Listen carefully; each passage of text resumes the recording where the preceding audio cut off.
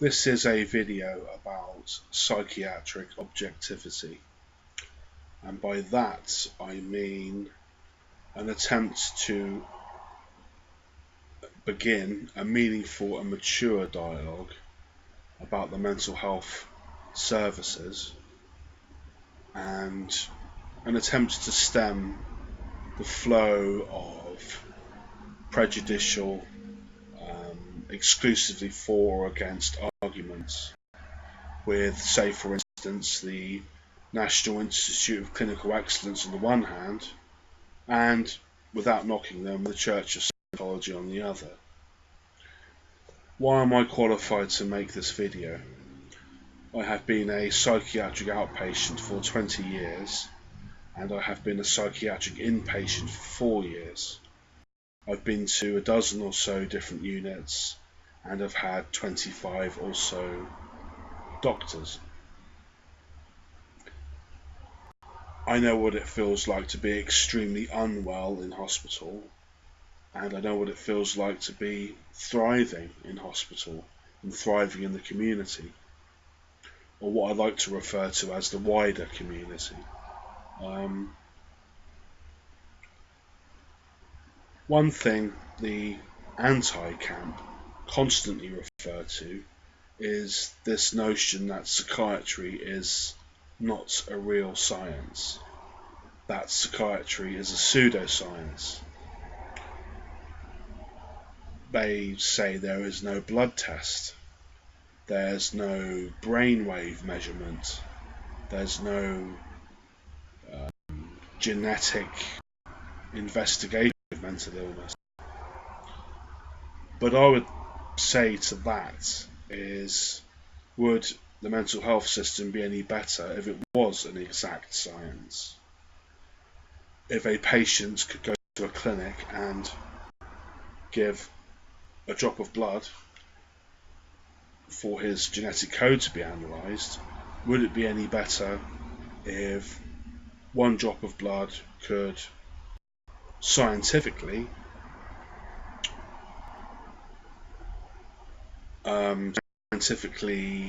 gauge the patient's diagnosis and the patient's medication, or a combination of medications, the strength and dose of those medications, and how long treatment would have to continue? Would the mental health system be any better if it was an exact science? And that's a question that's very difficult to answer, and I think only time will tell with that one. The other big elephant in the room is psychiatric medication, the forced drugging of mental patients, the legalized violence of the depot injection. Is this a good or a bad thing? There are lots of side effects to the drugs, but when you open up a blister pack of drugs, and you're given this whole list of side effects, they're legally obliged to include every side effect connected with that drug, no matter how few people have experienced it. Nobody experiences any more than 5% of the listed side effects, which is a good thing. The drugs, although I believe they are used for longer than necessary, I believe that lifelong medication is not necessary. I believe there are side effects, but on the other hand, from a clinical perspective, they are very, very useful, especially for anxiety and panic attacks, especially for insomnia, and especially for extreme states of psychosis.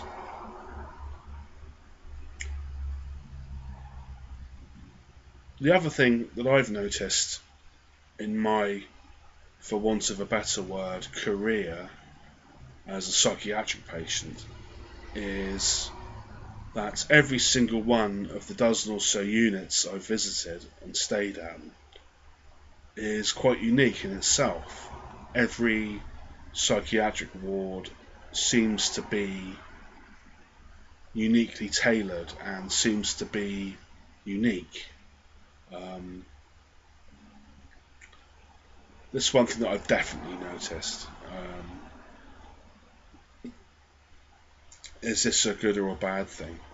The Mental Health Act, the 1983 Mental Health Act that was amended in 2007, is not quoted or mentioned insofar as the everyday running, the everyday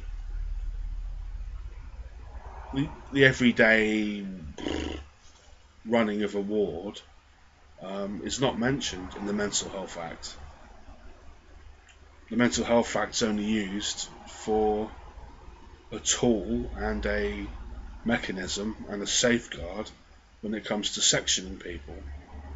Generally, there's a lot more to it than that. But the point is that the psychiatric hospitals are not governed by the Mental Health Act. They are left up to the clinical teams and the multidisciplinary teams that operate in those hospitals. Now, is this a good or a bad thing? Do we want the psychiatric system to be uniformly tailored like a McDonald's franchise? Is that a good or a bad thing? Again, it's a very difficult question to answer. The other thing that psychiatrists are accused of is that they frequently fail to inform patients of alternative therapies. Now, this is something that I believe is no longer the case because mainly of the occupational therapists that work in hospitals. And although the occupational therapy provisions of different wards varies enormously, the OT staff are more than willing to inform patients and patients' families of alternative therapies. That's my experience. I mean, I've been given acupuncture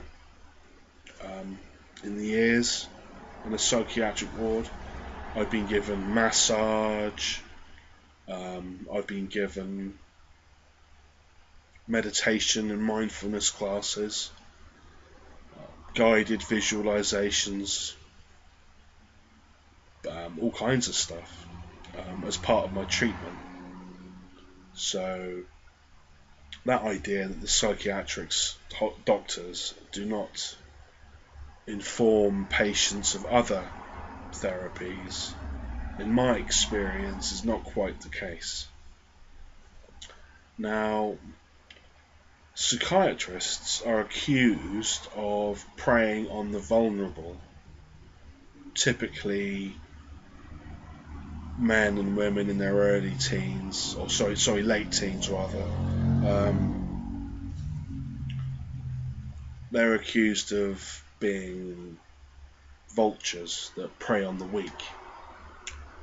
But the way I see it is that there are many groups out there that will help people, frequently people in their early adulthood that are having problems with life.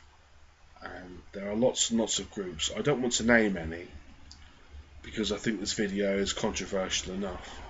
But to say it for a third time, there are lots of groups that will treat, for want of a better term, teenage angst.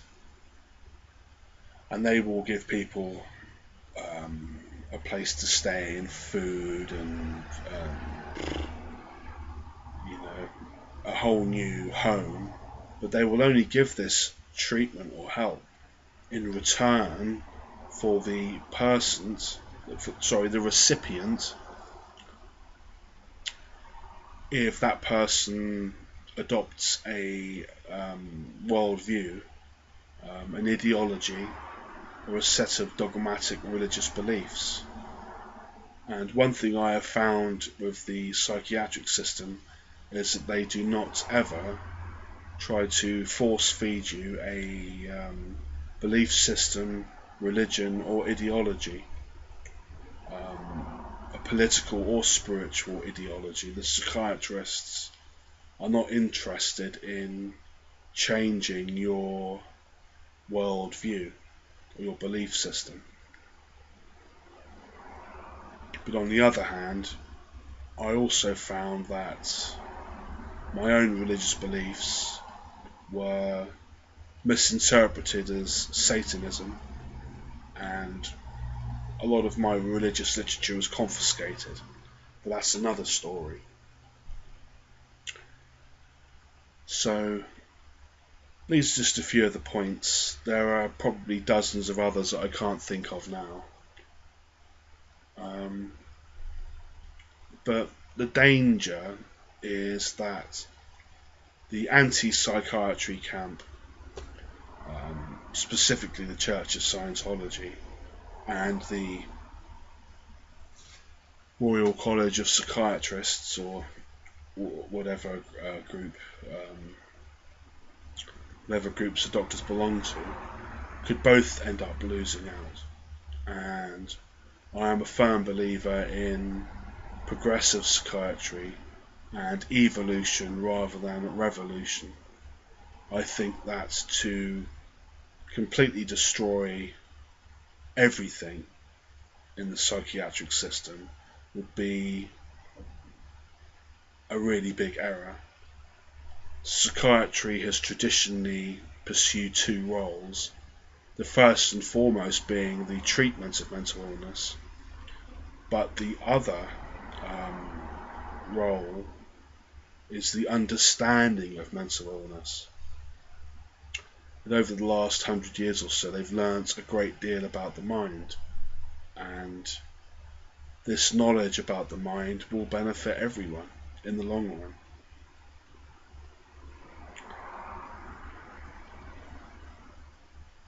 Hopefully. Okay.